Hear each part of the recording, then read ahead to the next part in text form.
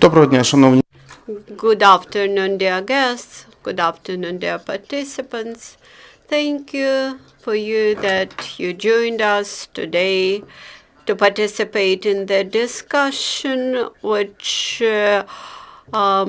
has been irritating people more and more, and the bureaucrats more and more about the use of Ukrainian forests and timbers.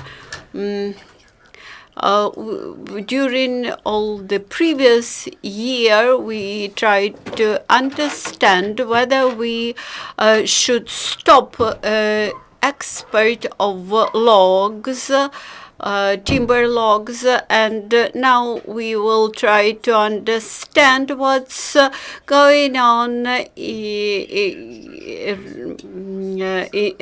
in discussion and in legislation about export of timber logs. And now we try to understand how the current legislation about timber export corresponds to the business development. Unfortunately, government representatives ignored today's discussion. That's why we have just experts. What changes in legislation do we need to improve the current situation? I'm very grateful to Mr. Guzhva, expert in international Trade of NGO Center for Market Economy, to Mr. Ostap, Yednak, MP of Ukraine, and to Mr. Viktor Mazyarchuk. Mr. Yednak, the floor is yours. I am Ostap Yednak. I am an Member of Parliament of Ukraine, independent. Why I am interested in the topic of forestry, in the topic of timber export, because before becoming the Member of Parliament, I worked for the company which dealt with the export of timber logs. So I have experience in this area. While in 2013-2014, we did not hear about export of timber logs, but in early 2015, the corrupt schemes which were existent in the times of Yanukovych, they were revived, and now we see again that corrupt schemes in action, and huge volumes of forests are cut for the sake of this export. And now this issue about industrial export of timber is very topical in the internet. Although during the last 25 years we experienced huge industrial cuts of woods, and the volumes of exported cut timber did not diminish during last 10 years, and nevertheless today we witness a huge discussion and negative response to the moratorium on export of timber from Ukraine. I think that since we're actively discussing the moratorium itself and the forestry sector in general, we should ask ourselves the question what we wish to achieve via this moratorium and how we plan to develop our forestries. In this area, we have huge issues. Long ago, in 2007, the timber auctions were introduced. From the very beginning, my company participated in those auctions and found out a lot of loopholes in the procedure. The major sellers are state companies, forest companies, state forest companies, which actually act without any control about the assortment of woods, about the quality of the timber, the species of woods to be cut, etc. But even when you win the tender and get a license to cut some wood, when you come to a forestry and you are not allowed to cut wood, unfortunately, you have to offer some corrupt scheme to cut this wood in the state forestry.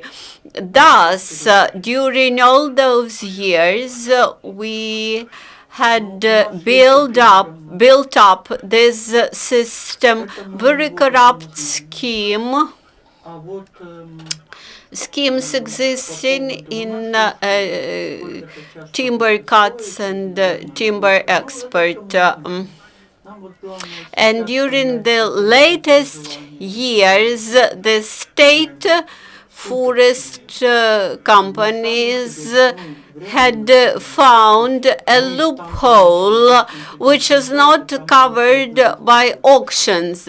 And a foreign agent may come directly to the state forest company or to Kiev and offer that and simply buy timber, paying some kickback to the bureaucrats and to the administration of the state forest company.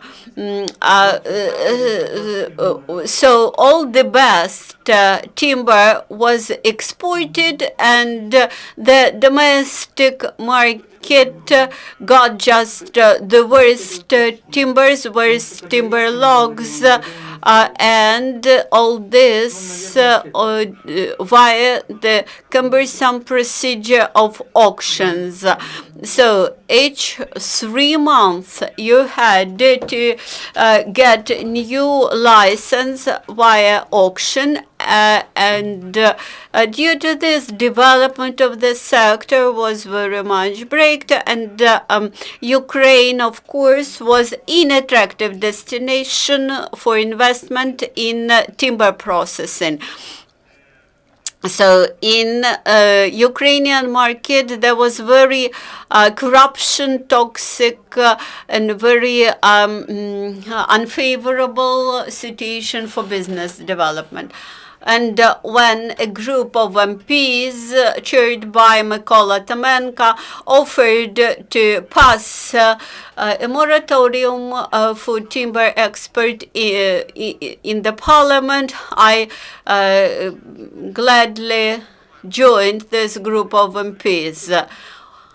Whether we have resolved the problem, of course, we managed to remove, to put an end to corrupt schemes, but we did not manage to launch the transparent domestic timber market. And today we understand that there is a need in such a market. During last years, I attended several roundtables, and they all convinced me that the best system for Ukraine would be a system with the least human factor present in this system. Because all the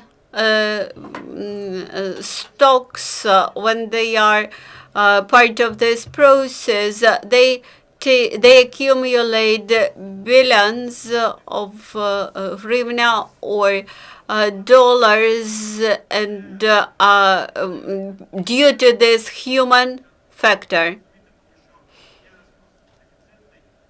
And this is quite understandable, because timber is a deficient resource, and some producers are able to pay more money, while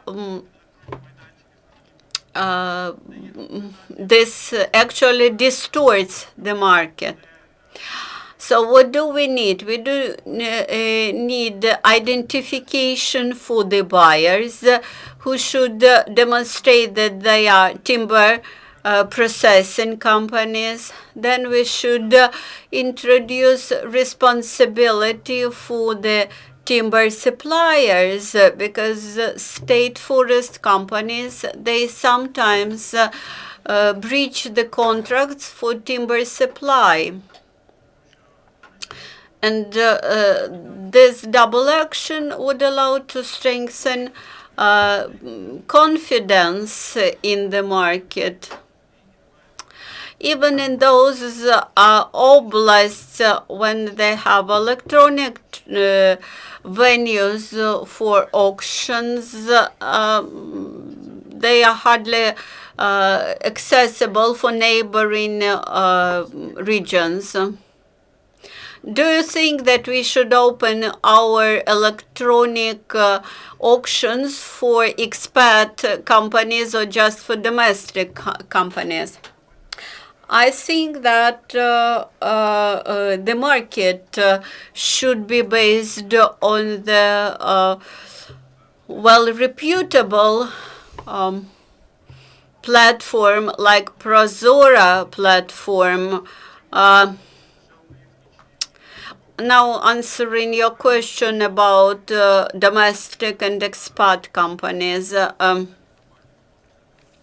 Under current legislation, expat companies cannot participate in these auctions, but many state forest companies have their processing facilities and also sell these primarily processed timber logs to other countries, and I suspect that there is a big number of violations and power abuse.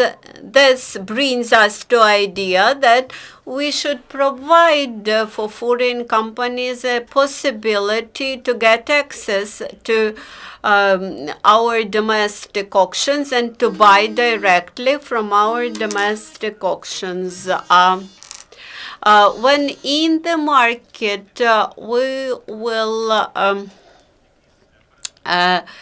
finally have this transparent mechanism for our market participants, then we will be able to open our market for expat companies. We need a competitive domestic market and only under this condition we will be able to open our market for foreigners. Before moratorium, we did not have this favorable domestic conditions in Ukraine. In the beginning, we are now at the beginning of the process of forming the market.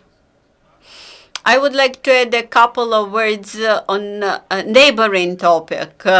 We have to reform the management of forestries in Ukraine. More than 200 small state forest companies get directors from Kiev. They are appointed from Kiev for short period of 1-2 years. This contributes to corrupt schemes. So we should create forest agencies, unite them into one structure which will be a central manager for all the forestries. Although last year we tried to liquidate small state forest companies, we should create just one big state corporation like Ukrpost, like other big state corporations. We just need a state forest corporation with clear corporate management, clear internal procedures, etc. Because as of the moment, this sector tries to imitate market economy. I hope that this year we will be able to put in order all this sector. Now I would like to give the floor to Viktor Mazyarchuk. From your survey, we see that at some stage after introducing moratorium, the amount of the timber was reduced. We saw that for boards, it could be taken out, how to come out of this vicious circle. And then we were talking about management and trade and pricing. Are there other organizations or spheres where we need to implement the reforms so that it works adequately? Thank you for your question. Maybe I will tell you about the tasks that we had. We call it the prohibition of export of the materials which are protected in Ukraine. After the Committee on the Industrial Policy came to us, we decided to discuss this issue. We analyzed the impact on some indicators. By the way, this is one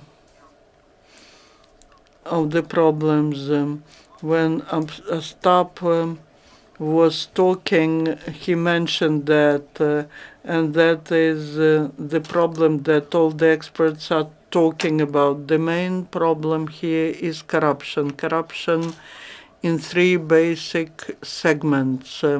First is cutting off the forest. The second one is sale at the moment when something is done with the material, and the third is export. Your question is about the third block unit, and we have no right to take out or export this timber according to the legislation, but they're just changing the codes. And very often we see in mass media on TV, the information that the wagons of the round timber, but they said that's not round timber, these are just logs. And what is interesting, they started looking at some customs and they started making them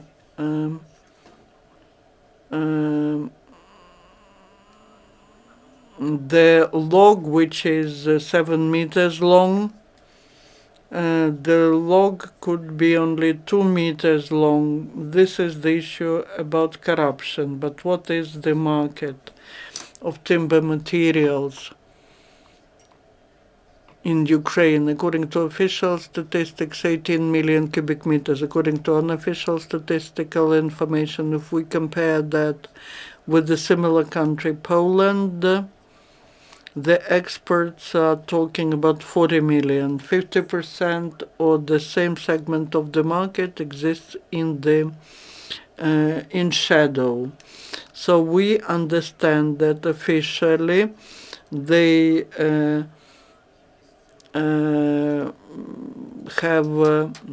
they produce 18 million, but unofficially the same amount. And what do they do with that raw material? They export it. And we need to look at how different bodies could professionally, in non-corruption way, take this shadow market into the white market.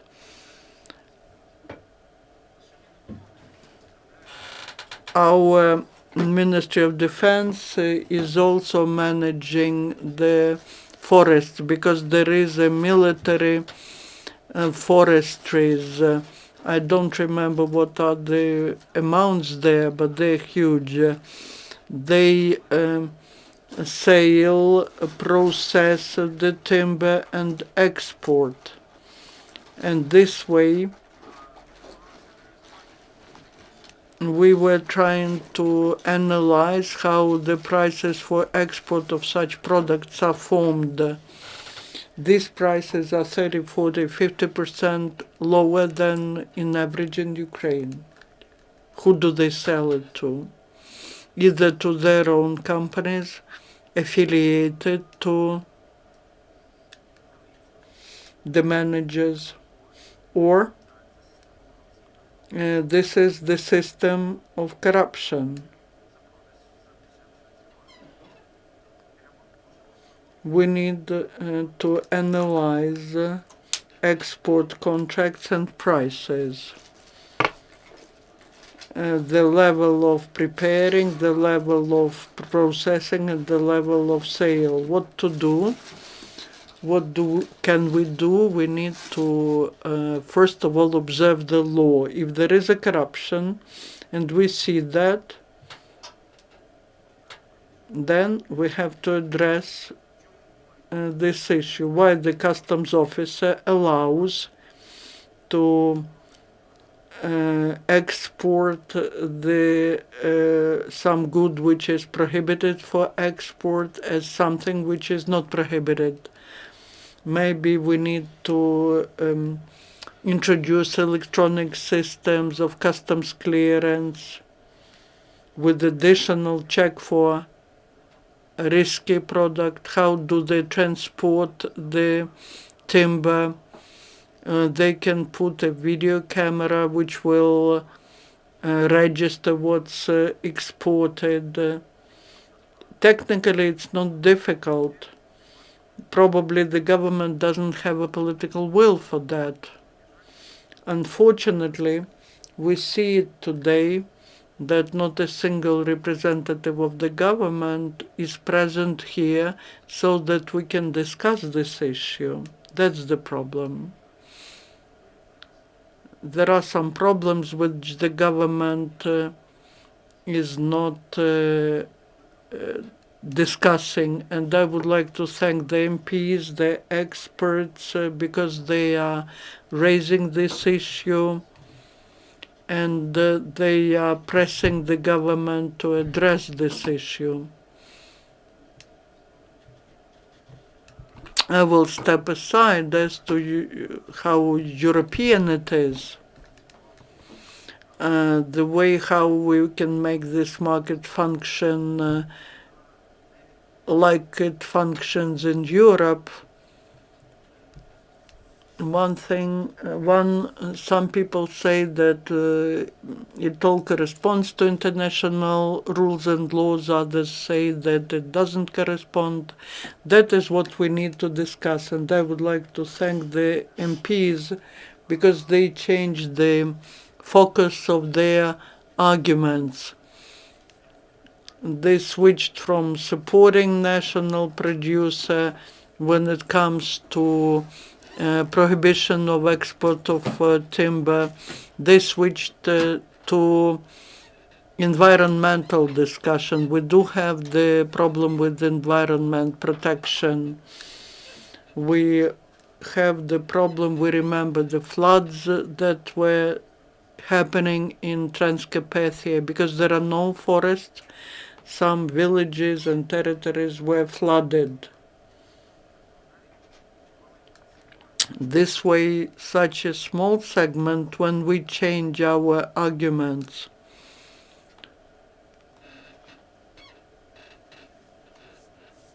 we can say, okay, friends, everything's fine with our international commitments.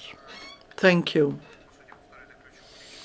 You repeat what was mentioned already, that one organization cannot develop and implement policy and manage the structures that are selling. And so let's switch to Igor Guzhva. I would like you to talk about policy as to development of small and medium-sized business, because what we expect is the development of not big companies, of not huge state-owned companies, but the opportunity for people to develop their small and medium-sized business. It's difficult in conditions that we have. What policies do we lack for making it possible, especially in the regions where there are these huge forest resources? Thank you for your questions. I would like to thank you, our MPs, who dared to make an important political decision. Let us try to understand the nature of timber processing, small timber processing enterprises. Is similar in many countries, and the factors which positively or negatively influence these enterprises are the same in many countries. First is access to timber, the second is access to financial resources or to equipment, better to say, and the third is stability. And now let us analyze situation in Ukraine. Whether our SMEs have access to timber resources? No, we have the growing up balances, we have the cutting balances, but this does not resolve the problem.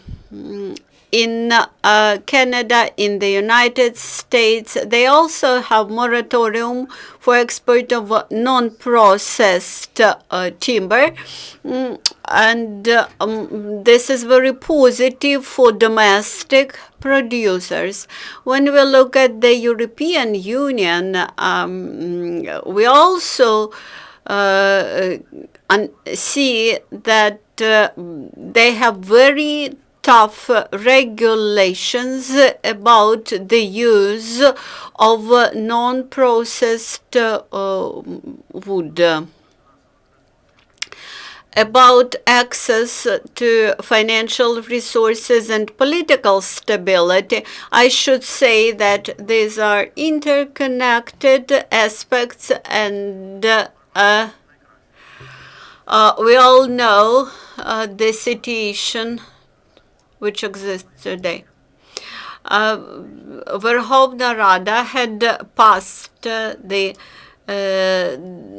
law, which is well grounded. So for business, it could be a positive signal that the investors are invited, that the country has sufficient timber resources. But in reality, the government in its policy is destroying this sector continuously. We observe total mass in the sector, cutting wood and export are not controlled, but the schemes which exist here, they are not friendly to Ukrainian producers. And we fail to explain, to form our unified position and to explain to our international partners that we need the urgent temporary measures, and that we had to impose that moratorium. Результати повною мірою оцінити їх на сьогодні важко. По-перше, фінансовий рік ще не закінчено, багато контрактів реалізується. По-друге, це проблеми, які унеможливо отримати максимально. So, at the beginning of this year, we had good statements from the leader of the government that Ukraine has to ensure strength and wood processing, which we perceived very positively. But a few days late, Vice Prime Minister stated that moratorium hinders development of the sector. This again underscores the political instability. This year, I met with several our foreign partners, showed that our counterparts from abroad, they do not know why the moratorium was passed.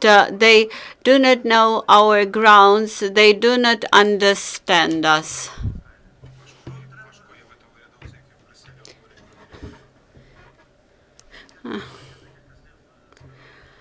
I would like to add a couple of words. The moratorium is needed from economic point of view, from environmental point of view, and from the point of view of international legislation. Our country has been suffering from very bad abuses in the timber export area, and we have the right to introduce this ban based on the problems. While and we suggest to stop discussions around moratorium on the one hand. On the other hand, moratorium is not the ultimate solution. It's just a step in development of our economy. It should be further developed. How it could be developed? Це створення прозорого, ефективного внутрішнього ринку. Creating transparent domestic market, which would allow redistribution from the redistribution of the raw materials from the state to the producers, then to stimulate maintenance of woods and to stimulate innovative equipment, development of innovative equipment for SMEs and other processing companies. It is important also to pass the law imposing limitations on domestic cuts. And to stop discussion inside the country, because they deprive all the process stakeholders from any confidence in the situation. I would like to ask a question to Ostap. Don't you think that introducing reform in the agriculture, we should put the final responsibility for forest resources on the forest agency, that is planting wood, producing raw wood, and then cutting this wood, while final processing should be done by private sector. I agree with you, this is a logic chain, but the state forest companies, they had started to process timber themselves. I think this is due to the lack of coordination. There is the risk of corruption and the risk of abuse from the bureaucrats.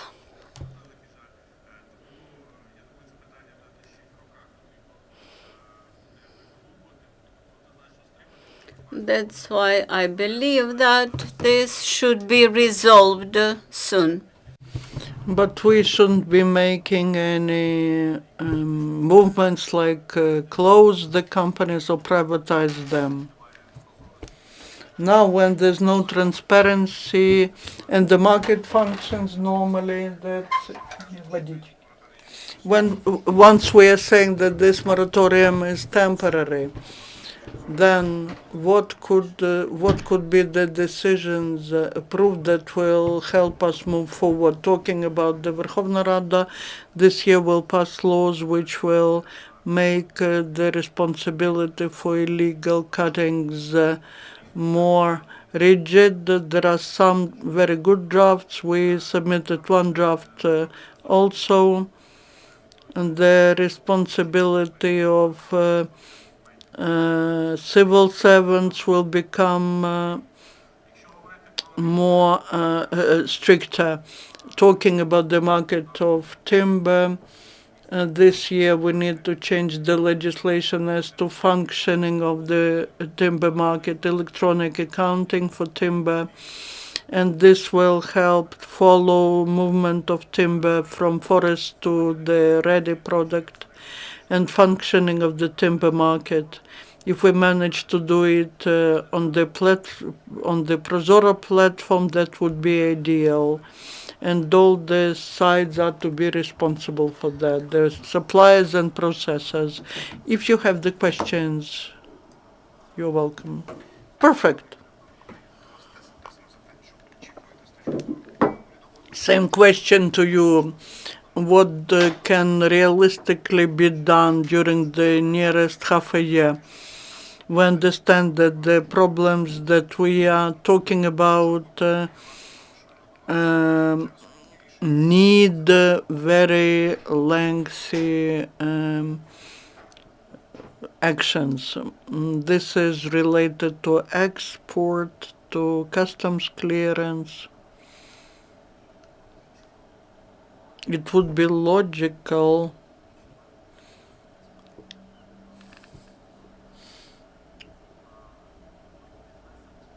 if the state fiscal service becomes responsible for all of that. Igor.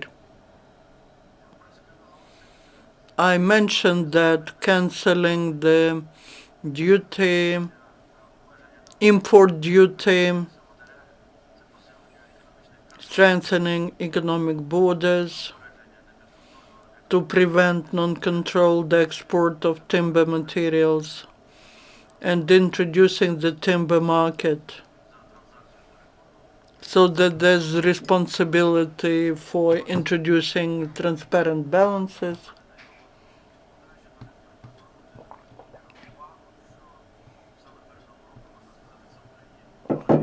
Before the new year, Verkhovna Rada passed the law on creating export credit agency, and if we'll read attentively this law, the timber processing industry falls under export crediting agency. Our contracts could get state support and could be partially, and the interest rates could be partially compensated. It is important because last year Ukraine joined the World Trade Organization agreement on public procurements, and that allows us to participate in public procurements in other countries of the world. But for that, some money should be introduced, paid, and Export Credit Agency could help to provide insurance here. Thank you for participation, and goodbye. And in the end, I would like to say that we shouldn't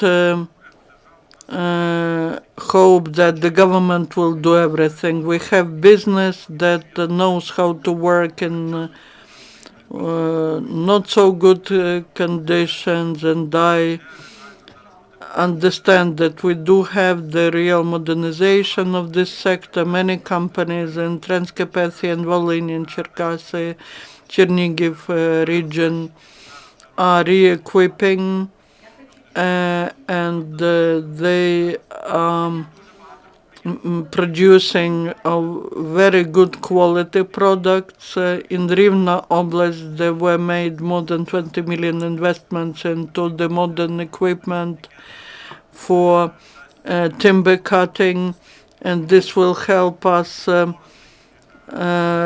process the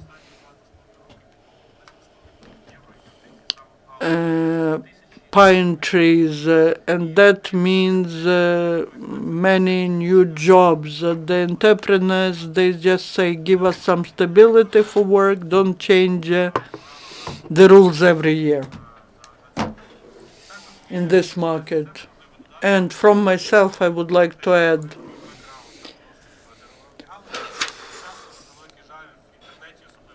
very often in internet, there's a fake information that I am a shadow cardinal, I manage forest. In my declaration says that we have some share in timber processing company, but this is very small company, so that there are no fake news.